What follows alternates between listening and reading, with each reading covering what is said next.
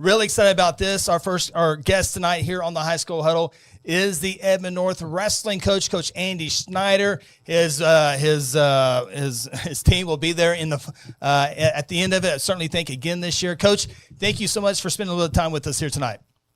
Well, thank you guys. I really appreciate it. I mean, nothing better than talking a little wrestling. So there you go. Thanks for having me on. Before we get into the high school things, I'm sure you were one of those 12,000 folks inside Gallagher-Iba. Even if you weren't there, but what an atmosphere for wrestling. Yeah, actually, I wasn't there. We were flying back from a tournament in California, our high school team. But we landed in time for me to catch the beginning of the duel. I mean, it's pretty cool as a coach. We had two Edmond North wrestlers representing the duel. We started the duel off with Cody Rutledge, wrestling for Oklahoma State. He was a graduate last year for us at Edmond North, and then obviously ending with Leighton, my son. So, no, I did see your brother Joe there. I got a picture. Somebody sent me a picture with Hardell, and I saw Joe in the background. So I assumed you were there with him, but I guess not. No, I was with our high school team at the Doc B. So the life of a coach, right? Yeah.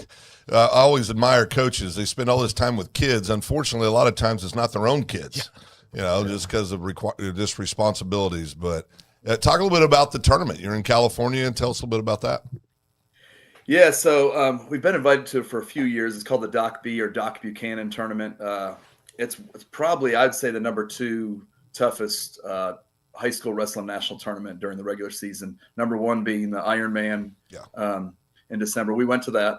And then, so we've been invited to this one. The problem with this tournament over the years, the reason I kind of turned it down was it's also the same weekend as the historic Gary tournament.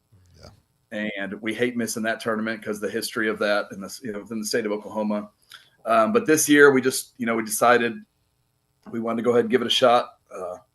So we went ahead and made the trip out west, and it was an amazingly run event. I mean, it's top notch the way they run it. What was pretty cool, I thought, was that it was in 2 gyms, and they had like a little sidewalk in between. You'd walk in between, and it's California, so it's a little warmer. It wasn't super warm, but all these people had like tents up, like you were at you're at a track meet, and they're just hanging out in these little tents. They're cooking food. They had little fires going when it was cold out, and then they get up and go walk in one of the gyms, watch the wrestlers wrestle, and it was just a big community type event of a wrestling tournament. And then the finals, they put this huge mat out with a big spotlight, and it just the stands were packed. It was just electrifying, the finals. How was the competition there? Oh, top notch. I mean, California, the number 1 team going into the tournament was Faith Christian Academy out of Pennsylvania. They were there. Number 2 was Doc Buchanan, it's held at Clovis High School in Clovis, California, and 4 miles away is Doc Buchanan. Those 2 high schools are both nationally ranked, and Doc Buchanan won the tournament, so they'll be the new number 1 ranked team in the nation. So they were there. Clovis is there. There's a team out of New Jersey called Del Barton. They're like top 5 in the nation. They were there. I think half the field, there were 119 total schools represented, and I think close to half were from other states. Wow. If I could circle back real quick, you were talking about Leighton at OU and wrestling in Bedlam, and you're in California. Of course, he redshirt last year at OU. How do you go from Coach Schneider to Dad Schneider with you doing one of the elite programs in the state, and he's at OU? Schedule's conflicting, I bet, quite a bit for you right now. Yeah, we go. My wife and I, when we can, and that's the thing. That's part of our program. We have a great coaching staff. When I can, that we've been great to they've said, hey, go watch Leighton wrestle. Like I took a weekend. We had our number 2 team wrestling in a tournament, and the other coaches took them. And my wife and I, Angie, drove up to Missouri and watched them wrestle in a tournament. And then we actually got to fly out over the break to the Cliff Keen Las Vegas tournament. So we got to go watch that one as well. Him compete. Having a good coaching staff is great. And obviously there's some events I'm not going to be able to miss the California tournament with our high school team, but there's some other events if I miss to go watch Leighton. Yeah. Got to be dad first. Yeah, they're good with it. So I got to take this all the way back. I've been a fan of yours for a long time. I think in 2000 I got to Edmond, and you and Joe were already here, but I've just admired your climb all the way to where you are now. Talk about, you're a Michigan guy. You end up in Oklahoma and just really started at the very bottom of coaching, down at the Little League, and then have slowly climbed your way all the way up to where now you've got this nationally ranked team, consistently one of the best teams in the state. Talk about that the humble beginnings, if you will. Like, how did you get, like, what brought you here? And then talk about that climb up. What was that like? I don't know how much time I want to take up. So yeah, I started wrestling late in high school. We didn't have the high school we went to. My brother Joe and I was Romeo High School in Romeo, Michigan. No little league program. They didn't have a junior high program. So I actually didn't start wrestling until my 10th grade year. Oh, wow. I loved all sports, but I was the shortest kid in the whole school, and I weighed 100 pounds soaking wet. So it's hard to be good in football when you weigh 100 pounds. And the wrestling coaches, basically, they're looking for 100. The time the weight class is 103, and looking for a 103 pounder. They found me in the hallway and hunted me down, and that's how I got into the sport. And then my brother got in a couple years later. They started an 8th grade team. So he kind of got into the program then. And during that time, I met my wife, my now wife. She was a sophomore in high school. I was a junior, and she had moved from Oklahoma to Michigan. So we kind of started dating there in high school. I graduate, she graduates. Well, Joe was still in high school. The college I started at in Michigan had dropped the wrestling program. So that's actually what got me into probably coaching. My old high school wrestling coaches said, "Why did you come back and coach this 8th grade wrestling team?" And I'm like, "I just graduated high school. I'm going to be a coach." And I didn't know what I wanted to do with my life at the time, but that was God's path, and it directed me to that. So I started coaching that team. I fell in love with coaching. I knew that's what I wanted to do. During that time, my wife's family, she was a senior by that time. They got transferred back to Oklahoma. So it's a lot cheaper to go to school in Oklahoma. She moved back. She graduated, then moved back to start college in Oklahoma at UCO, right where Shawn went. And I stayed there in Michigan for a couple of years, and I was helping coach the high school team as well a little bit, just like a volunteer assistant because my little brother was there. And once he finished, I went ahead and made the move to Oklahoma. So again, a roundabout way. That was the year 1996. So the answer is love. The answer is love, Coach. Love. There you go. It's love. Yeah. I followed her back to Oklahoma. I got here under the same pretense. Yes, you did. Yeah. There's something about these Oklahoma women. I'm telling draw you. you guys. Yeah. What's funny is even when I got to Oklahoma, I didn't know what I was going to do when I got here. I was enrolled at UCO. I just had about a year left to finish my degree. So my wife teaches, she's still teaching the same preschool. She was teaching a preschool, and some of the dads were saying they needed a little league wrestling coach. So she throws my name at them. I go in the wrestling room, and start coaching. They were the Edmond Generals at the time. But the little guys that was in UCO's wrestling room. Well, actually, before that, it was at a little different wrestling room before that. I was there before Hardell. And like Sam Hazelwinkle was a little kid in the room at the time. He was a little bitty. Colby Robinson was one of our, so he's one of both of them guys are coaches on staff now. And I remember them, when I first moved to Oklahoma, being their little league coach. Wow. Well, and you've built up, the rest is history so far with what you built up at Edmond North.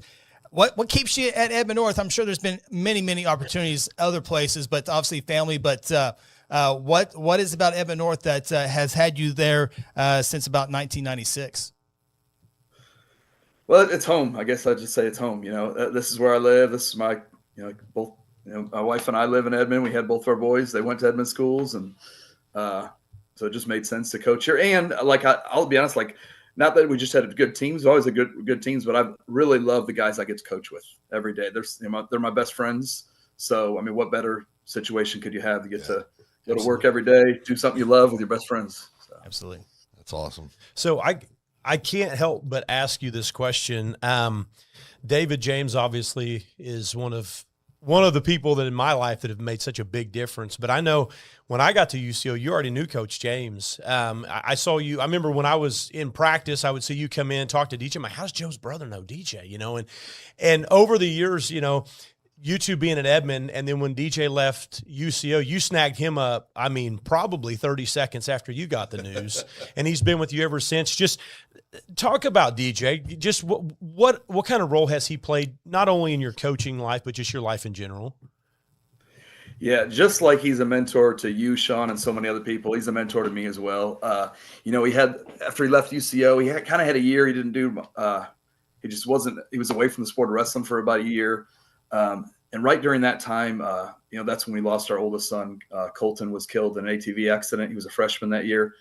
So DJ coming back to wrestling, through that was just been a huge, like, just a support for me and a mentor. And now not just a mentor, but a friend, a great friend. And the kids, a lot of days I have to remind them, I don't think they realize what kind of legend they have sitting in the corner. The joke I was, in the sport of wrestling, if you've been around it for a while, the little kids that look up to their dads in the stands for advice in the middle of a match. And I'm like, you guys have David James in your corner. I would do it anywhere else but to that guy. Just a great person, great man, but also an amazing wrestling coach to have a role model for these kids. Yeah, for sure. I know with Coach James, I remember big matches, big situations, things that mattered. I would look over in the corner and he would tell me what I needed, like not what I needed to do. He would tell me what to do. You're going to do this. Like, okay, I'm going to do this. And sure enough, I'd go out and do it and it would work and, great things would happen. But there's just something about that man that is just, there's magic in him. Yeah. Well, there's some people in life that are just leaders, they're just, they don't have to work at it. It just happens. I mean, not that he doesn't work hard and hasn't worked hard, but what little bit I've heard you talk about him a lot, but just different people. He's just a leader. Yeah. And people are drawn to that. 12 championships goes a long way for David James on the collegiate level. Yeah. But Coach, kind of getting to the high school scene this year. Obviously, everyone's talking about Edmond North and Stillwater, but what are some of the other teams that you like? Man, that's a pretty good team, regardless of class. Who sticks out to you? And we'll get to the Stillwater conversation a little bit later. But what are some of the other teams out there? Well, I noticed that when we were out west in California, Mustangs got a good, strong team. They won the Gary tournament. And then up in the east, the Larry Wilkie Jinx tournament, my little brother Joe, UConn won that. Yeah. So those two teams are strong. Broken Arrow, Bixby, they're perennially strong teams. I think that's where you see a lot of Piedmont's got a great program led by Eric Ford there. Deer Creek has always been growing. What keeps school programs like yours at the level that you guys are? I mean, Tuttle has had some run, Blackwell's had some run. What's in your mind that keeps your programs and other programs similar at that high level? Stillwater, another example. Yeah, so I think continuity from the ground up. So again, for me, I was lucky to have coached, like you guys already talked about. I coached the Little League first, then I coached the junior high team for several years as well, and then I coached the high school team. So I understand the value of those other two stepping stones. So you can't just, as a high school head coach, you can't just coach your high school team only. It won't work that way. You have to be very involved in the feeder program. So, and again, since I've been there, I can help mentor these other coaches. That's usually like a grounds for mentoring new coaches to the sport as well. We have a couple of guys coaching our junior high team this year, actually, that were former wrestlers, and this is their first time kind of coaching a team. And it's fun for me just to kind of sit back and watch and help guide them, but let them kind of figure things out as well. So that's been fun for me. And then having a Little League program. So our Little League program, our new director this year for the Husky Wrestling Club is Boo Llewellyn. And Boo had helped out our high school program the last several years. So I think that's of a great value because he got to kind of see the philosophy of our high school program. And then he's implementing that down now at the Little League level. So I'm just excited about where the program's going that way. Oh, yeah. So you're talking about these Little League programs. I see what you're talking about in Tuttle. I see what you're talking about in Blackwell. I see what you're talking about in all these programs. And even now Mustang, that the high school coach is being involved with the Little League. Really, it's a recipe that seems to have worked for a long time, and it seems to be working for you guys well. I know, back when Hardell was running the Edmond Generals, like you were talking about, I remember I would be in the old UCO wrestling room, back in the weight room. I remember Colby Robinson coming in and pulling weight with the Edmond Generals while I'm in college. And, all of these guys, a lot of these guys that wrestled through the Edmond program are now on your coaching staff. You had mentioned that earlier. Talk about how valuable that is. Not only, Boo obviously has wrestled before. He got to see your philosophy and stuff, but you have a lot of guys on your staff that wrestled for you. They wrestled from you from a very young age up. That's got to be just an ace in the hole as far as trusting that development of those kids that are coming to you. Oh, for sure. So again, going back for a second, you kind of just pick my brain about staying in Edmond. When I was coaching the Little League, when I got my first teaching job, it was at Edmond North, and Rick Bolenbach, who started the program, he was a national champ for David James in college. He's the one who called me in to help, start coaching with Edmond North as a graduate assistant. And I go into the room and the team is full of these kids I had just coached in Little League wrestling. So it was just kind of a neat thing. So now, like you're saying, now those kids, they're not just wrestling. Now they're coming back as coaches. At the Little League, we have Paxton Rosen. He was a 2-time state champ for me, and then was a 2-time All-American at UCO. And then another staff member we have on this year, he was a Husky Wrestling Club coach before, and now we've got him on full staff as Hardell Moore. What's neat to have him there is because, so when I moved into the school coaching, he's the one who took over the Edmond Generals, and he coached both my sons. When they were Little League, I was not their coach. I tell everyone that. I would go to the tournament, support them. I'd sit in the corner as the extra person, but it was always Hardell that coached Colton and Layton. And now to have him on staff as we're coaching, his son is a freshman this year. In fact, and pretty soon you're going to be able to coach his son. Yeah, he's already a freshman on our team. Yeah, so that's super valuable. And another person, Mike Arnold. Not many people know Mike because Mike Arnold, he left the state for a while. He was an All-American for Adams State. I know so his big rival was UCO when he was in college.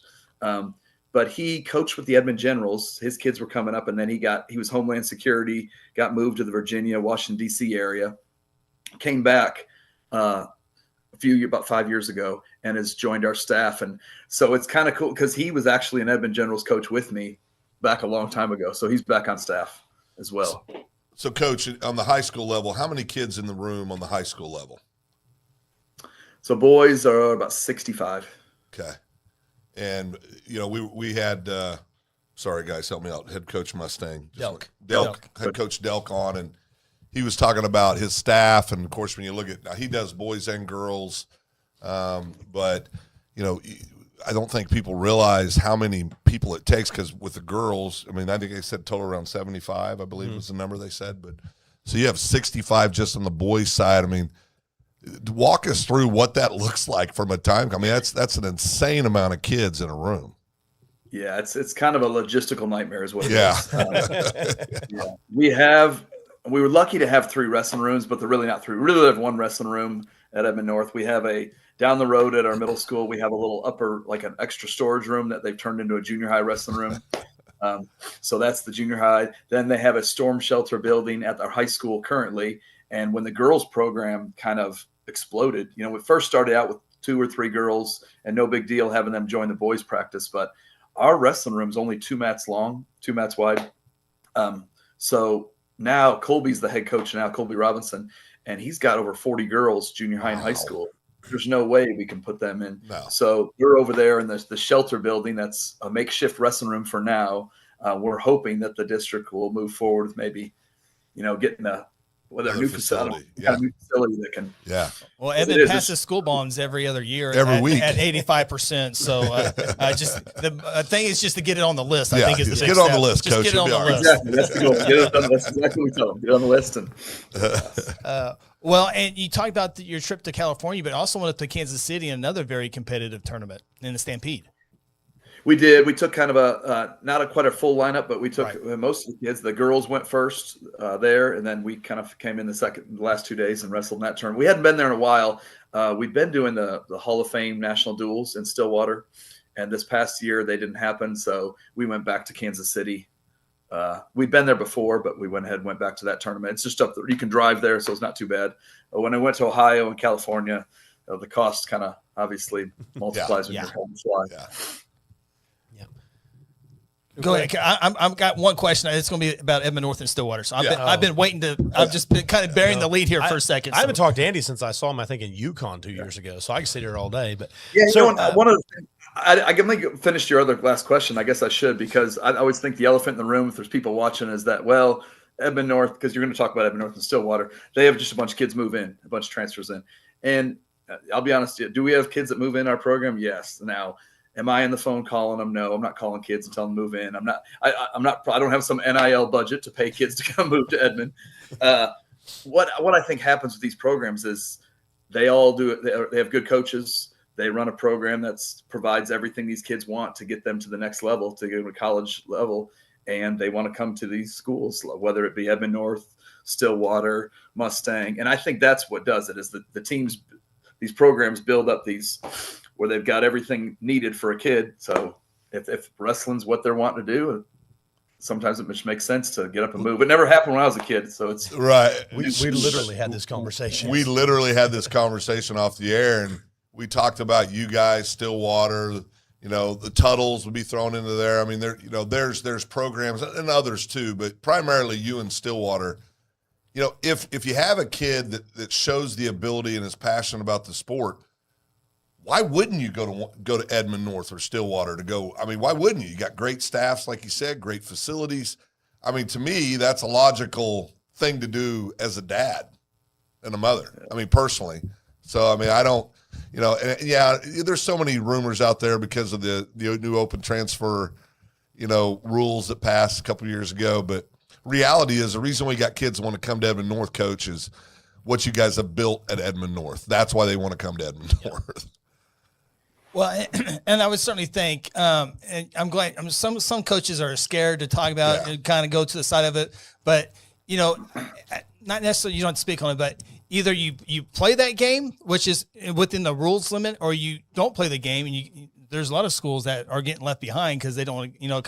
The football example, college football. So I don't have to call any schools out. Is Clemson? They didn't really dive into that transfer stuff, and they got behind. Now they are. Yeah, now they are. So we don't need to go deep into that one. But how fun has this Edmond North Stillwater thing have been over the last several years?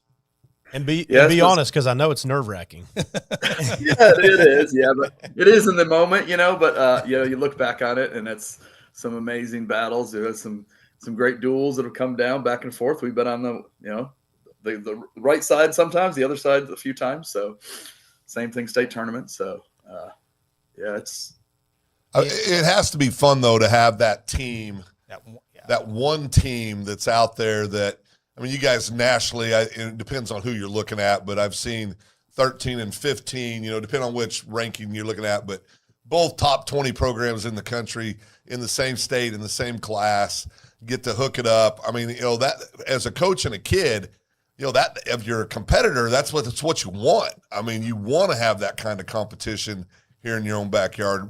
Do you agree with that? Oh, for sure. Yeah, definitely makes it better. Actually so every week it's called the Fab 50 high school. Yeah. There's a guy named Josh Lowe out of Ohio that goes and ranks these. He's very meticulous, and Bixby's in there. I think they're in the 20s, and Broken Arrow's in maybe the 40s. So we actually have 4 6A programs nationally ranked right now in Oklahoma. That's huge. Which is pretty special. Tuttle's sometimes been in and out of those rankings as well. That is what makes you better. I remember when a couple of years ago, Layton's senior year, when we had that really special team, and we were kind of battling out with Stillwater, and we had a legendary coach, Scott Chenoweth, who coached at Perry for several years, and then he's coaching at UCO now. He came in and talked to the guys and just talked about how having that other team there made them so much better. Because there were years when he was at Perry that there was no one else. It wasn't even close. But then there were years that Tuttle was in their same class, and they kind of had to fight. But he said that it was such a better. The kids were wrestling better because of having that out there, that other team to kind of push them. Well, it's a lot like having a strong room, right, Shawn? We've talked about this a lot. You can go, if you got a great room, you're going to have great wrestlers. I mean, you got to have people in the room that push each other, that can really give people the kind of work they need. And that's another benefit of being with a strong program like you have, Coach, is, those kids in the room, a lot of times the toughest matches they face are in the room. Oh, yeah, we've had that. We had a couple of years ago, our 106-pound ranking match went to overtime. And the kid that won it, was a state champion. He won the finals pretty easily, won by major decision. Yeah, your number 2 kid was probably the second best in the state. Yeah, it's like he'd won the Gary. Our number 2 kid had won the Gary tournament, won the UConn tournament, and that's a thing we try to do as well. That we try to really push that number 2 team. I call it our number 2 team. I really don't call them our JV team. We push them into some different, varsity situations. Our number 2 team won the Putnam City tournament this year. We just sent them to Gary this weekend, and that was a little tougher for them. But we had 2 medalists. One made the finals. And tomorrow night, actually, we're sending our number 2 team to Carl Albert to duel them This year, they're a lot stronger than they've been. Last year was a real competitive duel. We came out on top, but this year I think they're number 2, I think, in 5A. So, but again, that's great. That's what those kids need. So whether they're our number 1 or number 2 team, we're trying to get them adequate competition. Week in and week out. Sean's got 84 questions with you. I'm gonna get one more in for sure. How's Oklahoma wrestling right now compared to? You can see a lot of teams across the country. Where's Oklahoma? They're still one of the elite states in high school wrestling.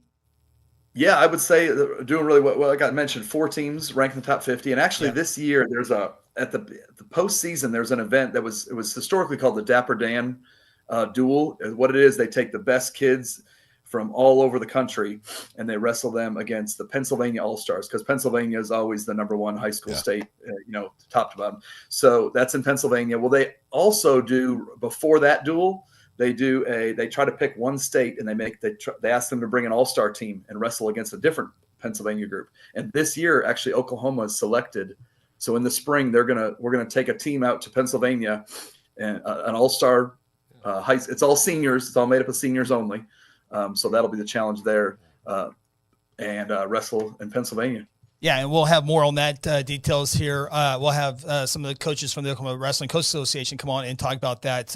Good, great. Yeah, we'll have them in coming up here shortly. But Shawn, you got 27 questions. You got maybe 2 or 3 left. I got to trip it down. No, what I wanted to get to, I saw Nate Gomez, a good friend of both of ours. He posted on Twitter this morning that you're doing an FCA event for him, maybe on Wednesday night. So just hearing you talk about your story coming up, did you think when you first felt, like this is what I want to do with my life, I want to be a coach, when God called me to do that, did you ever think that you would be coaching one of the top teams in the country, one of the best teams? Like, you started down there at that humble junior high beginning, and now you're all the way in this point, and not just coaching, but really mentoring these kids for now generations. Not to call you old. Phil's older than both of us, so I can call you, Shawn. old enough to. But did you ever think in a million years that you'd be sitting where you're sitting now? Yeah, probably never could imagine that. Yeah, God's taken me down. There's some rough parts of the path of my story, but there's some great things as well. Yeah, I never could imagine this right here. Well, I'm sure that I try to really make sure I've had fun with it. In fact, a couple of years ago when we had that really special team that broke all the records, I sat down and wrote a book about it at the end of the year. Wow. That next summer, I'd started taking notes because I knew it was going to be a special year before the season, and then I kind of finished it. I had Mark Kirk, Mark Kirk. He's the curator of high school wrestling in Oklahoma. He edited it for me. And we kind of put together a book with I had a photographer that year, one of our family member of one of our wrestlers. He took pictures throughout the season that we were able to put in the book. And that's awesome. A special 2024 season. So, Phil, there's a lot of layers to coach. Yeah. Well, Phil's an author as well. Yeah, my book's in business, and the title will tell you a lot about me. Stop whining and be bold. That's good coaching advice too. That might apply to wrestling, Phil. Yeah, it does. I do have one more question before Shawn finishes it up. And Shawn asked Delk this too, and it's a question I always like to ask all coaches in all sports. We have a direct line to the OSSAA right over here to our right. Andy Schneider's in charge of the wrestling rule book. What's one rule that he's adding, deleting, or modifying? Yeah, actually, pressure, Coach. Well, actually, no, it's easy because I'm just piggyback around Coach Delk because he stole my answer last week. He said the exact right thing, being able to let our guys compete in these national tournaments in the preseason. So, for example, this past season there's a thing called the Who's Number One. So they pick out the top 2 kids in the nation, and we actually had 2 kids from our high school, Turner Ross and Joseph Jeter, got selected to go wrestle in this all-star duel in Iowa. But because it was in the month of October, their school coach, because Oklahoma rules, I was not allowed to sit in their corner.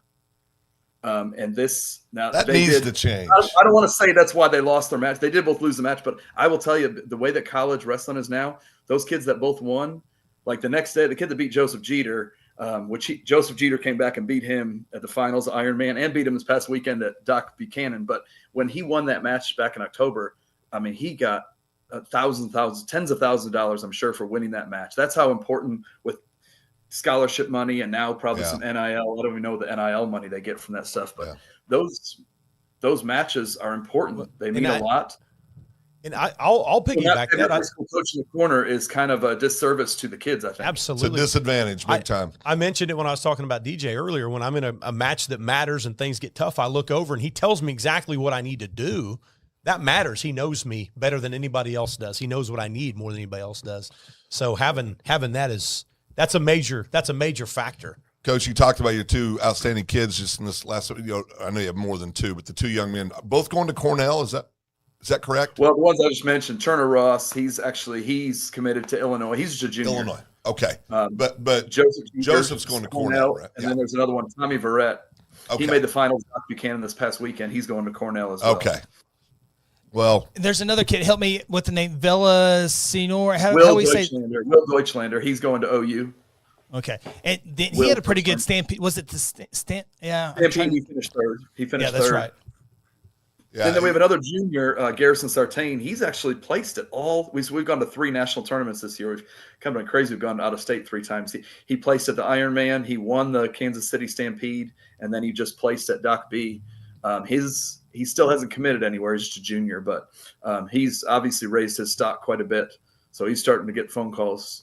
It's fun to look at the commitments of your kids in Stillwater's. I'm going to go back to the Stillwater North rivalry, and it's like a who's who of high school wrestlers. I mean, 4, 5, 6 kids. More than that, ultimately they'll end up going D1, wrestle at elite programs. I'm sure there's kids we haven't even heard of yet that are coming up, but it just says so much about the program you built, Coach. Just congratulations, just an incredibly impressive. I think, but again, it's really a whole. It's Sure. a community that does it. There's a community of coaches and parents and. So. Yeah, he said what a good leader would say. Yeah, 3 out-of-state trips. That's a lot of chocolate bars for fundraisers. Andy, I'll ask you just one question. It's a general question, but I like to ask it. What is the best part about the sport of wrestling, and what's the worst part about the sport of wrestling? If you could give that answer to parents, a parent that's okay, what's good about wrestling? Why would they do this? And then what's bad about wrestling for those that are doing it? What's something that you'd like to see change? Wow. That's deep. Yeah. I was just going to ask you what your favorite ice cream is. You guys are hitting you with all kinds of crazy things. So probably my favorite thing is that it's I love the individual aspect of the sport, that you don't have anyone else to rely on. So I think that's really special. But at the same time, you still do have a team that has to. I mean, you can't do it without a team. Like right. You guys talked about having workout partners in the room. Well, there's no way to get to that high level all by yourself. You can't be the only one in the room. So the team part of it with the individual part of it as well, I think is really cool. It mimics life so much because, nothing against other team sports. I've coached a lot of other sports as well. But there's a lot of times in life you're on your own, but there's other times you got teammates backing you up. And the part of the way that wrestling does that has that twofold part of it. I think maybe it makes me love it the most. And now the worst part of the sport. What's the part that you see that you wished you didn't? See, in the interview, Shawn, he answered the question and segued to us ask another question, so he wouldn't have to answer that question. So I'm taking. You got to pay attention. The reason I asked this, and it's not. I tried, Coach. I tried. He's going back. There's things that I see, but you're going to see. You might see some of the same things, but I like to see a different perspective because the sport's not bad overall, but there are things about the sport that we would like to see change. And I'm just curious, from a guy at your level, Like personally, what I didn't like about the sport, I always say personally, obviously, I never liked cutting weight. I went and wrestled in an old timers tournament several years ago, and I lost some weight for it, and I was like, man, I remember having to kind of watch what I eat and all that stuff. I don't miss that at all. No, so I don't miss that. You're talking more from the things that we should that's been a black eye to our sport for a long time is weight cutting. But I think with the body fat tests and all that, it makes it where the kids can't go to a level below, an unhealthy weight that keeps them from losing too much. Now, do they still have to lose some weight? I mean, sometimes it's good for them, though. Yeah. I always tell people, though, that I'm trying to recruit to come out for the sport, that some of our best wrestlers have gained weight during their career. Yeah. Like we had a kid, Derek White. He was a 119-pound freshman state runner-up. His senior year, he was undefeated at 195 pounds, and then he went on to be a national runner-up at Oklahoma State at heavyweight. And he looks like the Incredible Hulk with his shirt off. Yeah, he's a monster. You talk about weight So a cuts, lot of- Coach. We had a kid 4,000 years ago when I was in high school, David Eberts, played defensive back on our football team at about 165 pounds. This is before all the rules. Qualified for state that year, his senior year, at 112. Oh, wow. In the great state of Kansas. Oh my gosh, yeah. He just walked around with a rubber suit on for 4 months, just spitting in a cup. He never ate. You never seen him eat. It was terrible. I can say the one thing that I don't like about it is the heavyweights have to wait for the 106 and the 120s. And they should have to start with the heavyweights so they can have their own tournament to begin, so they can be done for the rest and not have to hang out all day like the 106. They're in and they're out. That's the one thing I would change. Whenever you got a good heavyweight, you're there till the very end of the tournament. Yeah. Coach Well, Schneider. we were growing up in Michigan, we would go to tournaments, and I guess they thought since heavyweights don't cut weight, we would start not duels, but tournaments would always start with heavyweight first when I was growing up. Yeah. There you go. Yeah. Yeah. I don't get to ask my question. I've never been to Michigan, but I like what Michigan does. Can I ask my question? Go ahead, Phil. Okay. Favorite ice cream, Coach, please. Blue Moon. It's from Blue Michigan, actually. What flavor? What flavor? It's kind of like its own flavor from Michigan. Okay. You have it. They have these two flavors in Michigan that we like. I love Blue Moon, and my little brother likes Superman ice cream. And you don't see them anywhere else but Michigan. It's from Michigan. So, It's a Michigan thing. Be honest now. So did Joe fly around with a cape on when he was a kid? oh, he thought he did, didn't he? Thought he did. Yeah. He's not here to defend himself, so I figured I'd set him up for that. Sean did his homework. Yeah, he did. Yeah, he did. Coach Schneider, man, we appreciate your time and looking forward to another fun season. I know we're right in the middle of it. District or duels will be here. Districts will be here. I think you got districts. Is it this week or next week? So our districts are next Tuesday. We have a pretty cool event this Thursday. We're doing we're wrestling UConn, my little brother's team, and the kids have. We don't make a big deal, but the kids have nicknamed it the Schneider Bowl. Schneider Bowl. And they used to make shirts for it. But anyway, we're going to actually invite back all of our former state champions and recognize them right before the duel. Well, that's going to take a while, Coach. And that's going to be in Edmond North. Thursday Edmond night? North, yes. Yeah. Yeah, Thursday night. That'll be a Edmond. fun event to go to. That will take a while, though. Recognize all the state champions. We'll see if There's they a all couple. make it back. I mean, it starts out from Kelly Gregg was the first one. Oh, Kelly Gregg. His Oh, son's wow. on the program right now, wrestling on the great. program. Yeah, awesome. Wow. Coach, it's been great, and best of luck the rest of the season, and can't wait to catch up with you maybe at the UMAC or the brand new OG&E Coliseum eventually. So, but it'll be a great event Tuesday for the Schneider Bowl. Be awesome. Yeah. Yeah, Coach, you guys thank for you what very do. much, Coach. Appreciate you. Thanks, Coach. Bye-bye. Andy Schneider, Edmond North wrestling coach, and the more and more wrestling people you meet, just how good people are behind the sport. Yeah.